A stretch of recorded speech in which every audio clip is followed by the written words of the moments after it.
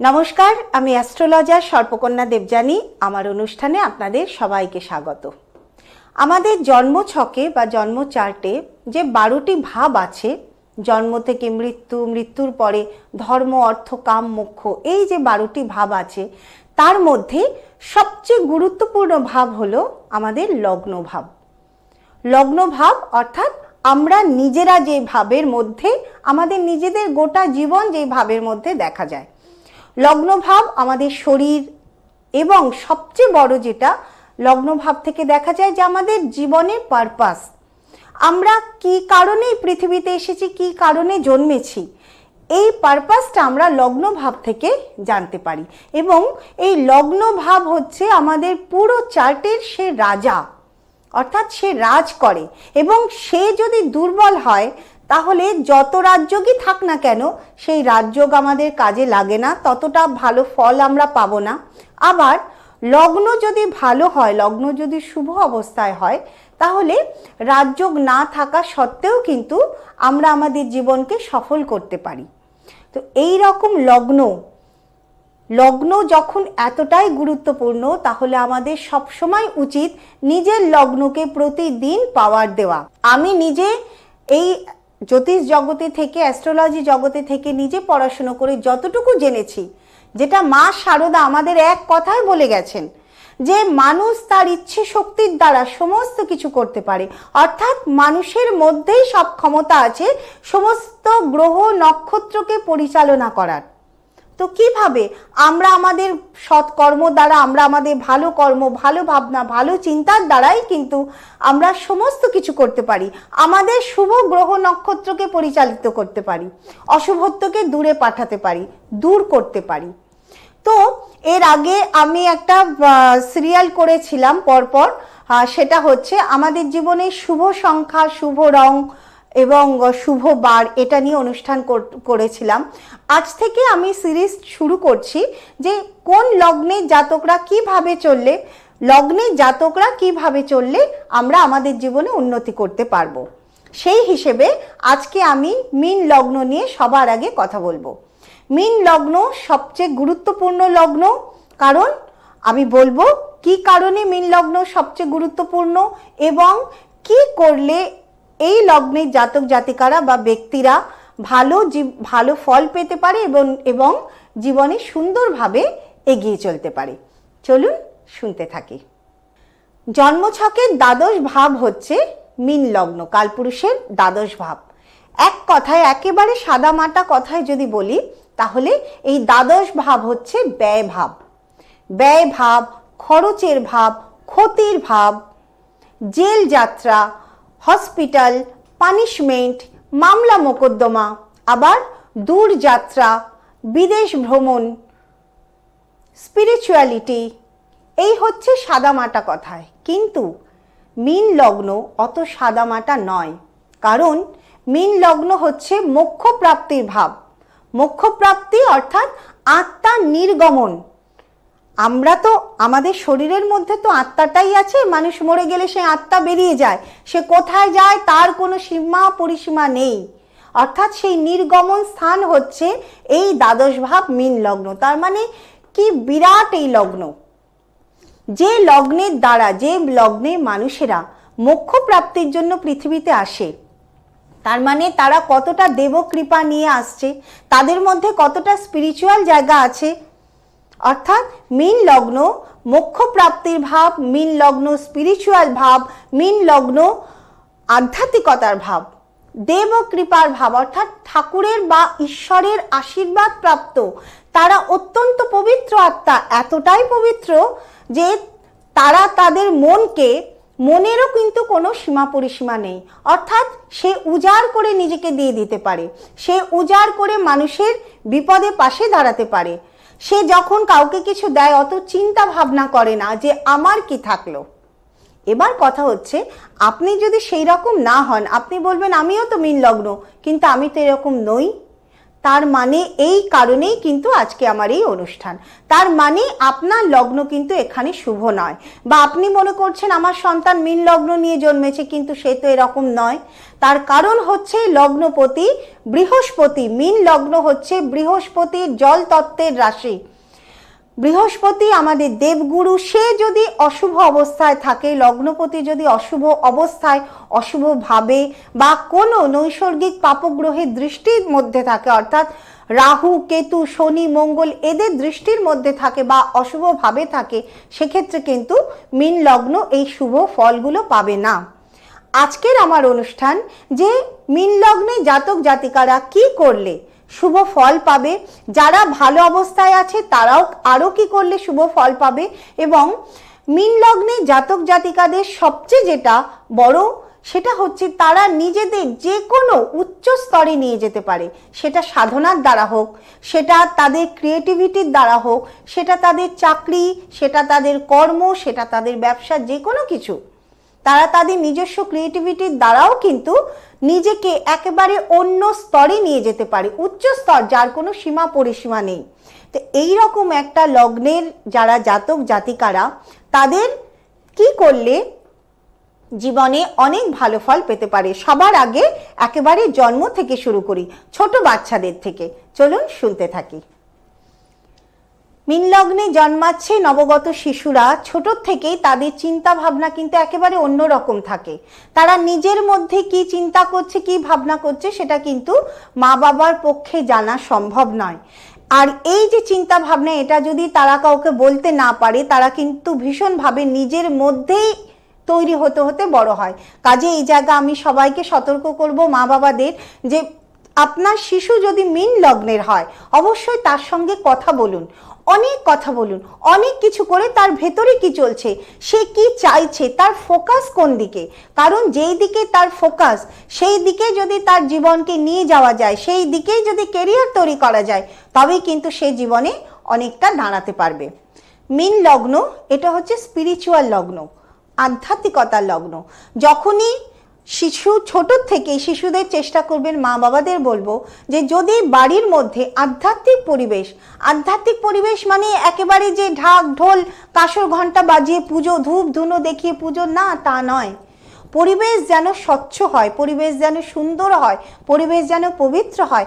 আপনি যে ধর্মেরই হন না কেন, আপনার মধ্যে যেন মানব ধর্ম থাকে, সে যেন তার মা বাবাকে আদর্শ করতে পারে, তার মা বাবার চাল চলন, তার মা বাবার কাজকর্ম, তার বাড়ির পরিবেশ সেটা যেন শুদ্ধ হয়, পবিত্র হয়। হ্যাঁ, হতেই পারে সন্ধেবেলা শঙ্খ বাজতেই পারে, সন্ধেবেলা ধূপ জ্বলতেই পারে, সন্ধেবেলায় কোনো মোবাইলে কোনো হনুমান চালিসা বা গীতা পাঠ হতেই পারে, কারণ এগুলো সবটাই কিন্তু স্পিরিচুয়াল।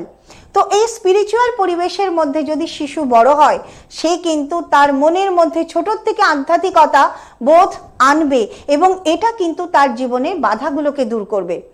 চেষ্টা করুন, মীন লগ্ন যেহেতু দ্বাদশ ভাব, যেহেতু ব্যয় ভাব, যেহেতু দূর যাত্রার ভাব, তাকে যদি বাইরে কোথাও কোনো মিশনারি জায়গায় বা কোনো মিশনে বা দূরে কোথাও, বিশেষ করে জন্মস্থানের বাইরে যদি তাকে বড় করা যায় বা তার স্কুলিং করা যায়, বাইরে কোনো স্কুলিং অর্থাৎ যে বাড়িটায় সে জন্মেছে তার থেকে দূরে।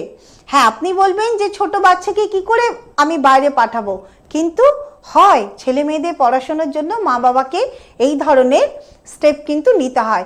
যদি তাদের পড়াশোনাটা বাইরে হয়, যদি কোনো মিশনে হয় যেখানে আধ্যাত্মিক পরিবেশ আছে, যদি কোনো মিশনারিতে হয় যেখানে স্পিরিচুয়াল জায়গাটা আছে, সেই জায়গায় পড়াশুনো করলে তারা কিন্তু জীবনে সুন্দরভাবে এগোতে পারবে, এবং তাদের জীবনের ফোকাসটা, তাদের পারপাসটা, তাদের মনের মধ্যে কি আছে সেই ভাবনাটা কিন্তু তাদের আস্তে আস্তে চোখের সামনে আসবে, যেটা কিন্তু ভীষণভাবে দরকার মীন লগ্নের বাচ্চাদের জন্য, জাতক বা জাতিকা আমি উভয় ক্ষেত্রে বলছি।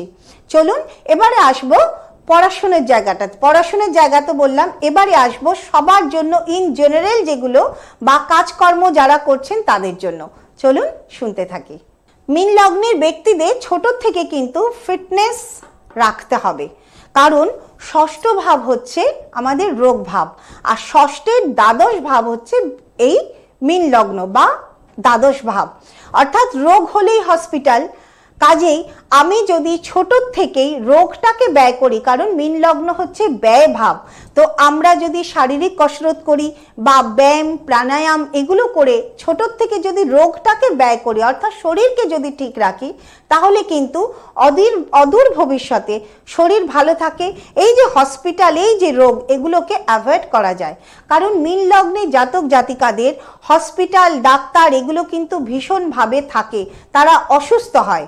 এইবার এই জায়গা থেকে তাদের পড়াশোনাটা যদি ডাক্তারি লাইন নিয়ে বা মেডিকেল লাইনে, যে কোনো মেডিকেল লাইন নিয়ে যদি তারা পড়াশুনো করতে পারে, সেই তো ডাক্তার, রোগ, হসপিটাল এটা তো আছেই।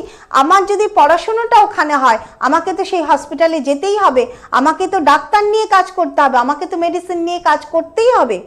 অর্থাৎ যেটা আমার আছে আমি যদি সেটা নিয়ে চলতে পারি, মেডিকেল লাইন, যে কোনো সার্জারিক্যাল যে সমস্ত ইনস্ট্রুমেন্টগুলো আছে সেই সব নিয়ে, বা যে কোনো মেডিকেল লাইন নিয়ে, বা ট্যুর অ্যান্ড ট্রাভেলস এসব নিয়ে, এই নিয়ে যদি আপনারা জীবনে এগোতে পারেন, অর্থাৎ কেরিয়ারটা যদি ওই দিকে করেন, সেক্ষেত্রে কিন্তু কেরিয়ার খুব সুন্দর চলবে।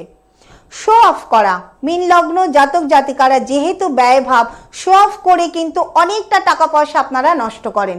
কাজে ওই শো অফের জায়গা কন্ট্রোল করতে হবে। আপনি নিজে যেমন, যদি দেখা যাচ্ছে যে লগ্নপতি বৃহস্পতি অশুভ অবস্থায় আছে, তাহলে কিন্তু শো অফের জায়গাটা আপনাদের থাকবে। চেষ্টা করুন খরচ খরচা, লোক দেখানো খরচ খরচাটাকে কন্ট্রোল করতে হবে। নিজের যতটুকু প্রয়োজন ততটা খরচ করুন, নইলে কিন্তু লগ্ন অশুভ হতেই থাকবে। একটা সময় দেখবেন জীবন থেকে অর্থ ব্যয় হতেই থাকছে, সঞ্চয় বলে কিন্তু কিছু থাকবে না। এখনকার দিনে এডুকেশন এমন স্তরে যাচ্ছে যে মানুষে ঘরের থেকে বিদেশের কোম্পানির সঙ্গে কাজ করছে বা বিদেশে গিয়ে তারা পড়াশোনা করছে। মীন লগ্নের জাতক জাতিকাদের এই বিদেশে যাওয়ার যোগটা কিন্তু সবচেয়ে বেশি থাকে, বিদেশে গিয়ে স্থায়ী হওয়ার যোগ বেশি থাকে। কাজেই ছোট থেকে ছেলে মেয়েদের এমনভাবে পড়াশুনো করান বা এমনভাবে তৈরি করুন, বা তোমরা নিজেরা এমনভাবে তৈরি হও যাতে আগামী দিনে বিদেশের মাটিতে নিজেদের এস্টাবলিশড করতে পারো। চলুন শুনতে থাকি। মীন লগ্নের সঙ্গে যেহেতু জেল, হাজত, থানা, মামলা, মোকদ্দমা এগুলো সব সময় আছে, কারণ এই ভাব থেকেই কিন্তু দেখা হয়। তাই মীন লগ্নে জাতক জাতিকারা চেষ্টা করবে কোনো অনৈতিক কাজ যেন না আসে জীবনে বা না করা হয়, কারণ সেরকম কিছু করলেই বৃহস্পতি দেবগুরু তিনি কিন্তু ছেড়ে কথা বলবেন না, এবং বৃহস্পতি যেখানে থাকে শনি কিন্তু সেখানে থাকে। কাজেই শনি তার ফল দিয়ে দেবেন। কোনো রকম অনৈতিক কাজ যেন না করা হয়। এবার আমি বলবো, যেহেতু থানা, পুলিশ, মামলা, মোকদ্দমা, জেল, হাজত আছে, তাই চাকরির জায়গাটা যদি সেই রকম জায়গা থেকেই নেওয়া যায়, পড়াশোনাটা যদি জুডিশিয়াল লাইনে করা হয়, কোনো ওকালতি নিয়ে পড়াশোনা করা হয়, আইপিএস বা আরও যা যা উচ্চ পদস্থ প্রশাসনিক জায়গায় যত রকম পড়াশোনা আছে সেগুলো যদি করা যায়, জানবেন যত রকম প্রশাসনিক পদ, যত রকম জুডিশিয়াল পদ, সেগুলো কিন্তু মীন লগ্নে জাতক জাতিকারা তারাই কিন্তু বেশি হোল্ড করবে, কারণ এই লগ্নটাই হচ্ছে তাদের জন্য। কাজেই জীবনটাকে নৈতিক দিকে নিয়ে যেতে হবে। এবং আরও একটা জায়গা ভীষণ গুরুত্বপূর্ণ, যেহেতু মীন লগ্ন এটা শয্যাকেও দেখে, অর্থাৎ আমাদের যে শয্যা সুখ, কাজেই সেইখানেও কিন্তু রয়্যাল হতে হবে। না হলে এখানে এই জায়গা থেকে, অর্থাৎ রিলেশনের জায়গা থেকে রয়্যাল হতে হবে, না হলে কিন্তু পদে পদে বিপদ আসবে। এখান থেকে আইনগত সমস্যাও কিন্তু আসতে হবে। এবার আসছি রোজকার দিনের কিছু প্রতিবিধান। প্রথমেই বলি যে যেহেতু ব্যয়ভাব, তাই ঘরের থেকে যখনই বাইরে বেরোতে হচ্ছে, সেটা আপনার কাজের কারণে হোক, পড়াশোনার কারণে হোক, কোনো কিছুর কারণে হোক, কোনো পারপাসে আপনি বাড়ির থেকে যখনই বেরোচ্ছেন, চেষ্টা করবেন রাস্তার দুস্থদের কিছু সাহায্য করার, কোনো অভুক্তকে খাবার খাওয়ানো। প্রতিদিন যদি পাখিদের খেতে দেওয়া যায়, বা বাড়ির আশেপাশে কুকুর বেড়াল যারা ঘোরাফেরা করে, স্ট্রিট ডগ যারা, তাদেরকে যদি খাবার দেওয়ানো যায়, অর্থাৎ ব্যয় ভাবটাকে আমি আমার জীবনের যে ব্যয় করছি সেটা ভালো জায়গায় ব্যয় করি। এই ভালো ব্যয়গুলো যত আমরা করব, আমাদের খারাপ ব্যয়গুলো কিন্তু তত আস্তে আস্তে কমবে। বৃহস্পতি কিন্তু আমাদের ওপর তার আশীর্বাদটা সম্পূর্ণভাবে দিতে থাকবেন। খুব যখন খারাপ সময় যাচ্ছে, মীন লগ্নে জাতক জাতিকাদের জন্য এটা কিন্তু ভীষণ গুরুত্বপূর্ণ।